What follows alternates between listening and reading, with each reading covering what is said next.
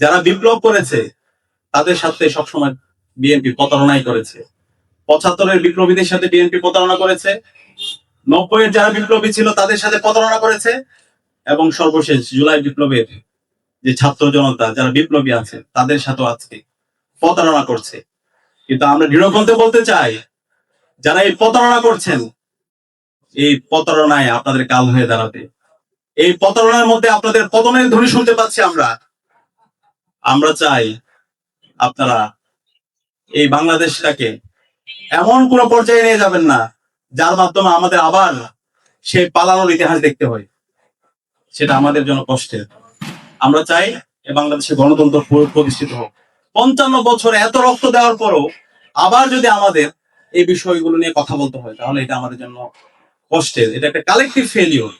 একটা জাতি আর কত রক্ত দিবে? আজকে আমাদের জুলাই বিপ্লব পরবর্তী আলাপের কথা ছিল বাংলাদেশ রাষ্ট্রকে কিভাবে সারা বিশ্বে আমরা উচ্চ স্থান নিয়ে যেতে পারি, সেটা নিয়ে আমাদের কথা বলার কথা। যে হাসিনা আমাদের সংস্কৃতিকে ধ্বংস করেছে, আমাদের শিক্ষা ব্যবস্থাকে ধ্বংস করেছে, অর্থনীতিকে ধ্বংস করেছে, সেটাকে কিভাবে নতুন ভাবে পুনর্গঠন করা যায় সেটা নিয়ে একসাথে কাজ করার কথা।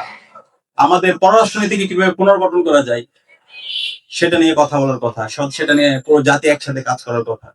কিন্তু আমরা দেখতে পাচ্ছি সে আগের ফেসিবাদী কাঠামো নিয়ে আমাদেরকে ফিরে যেতে হচ্ছে।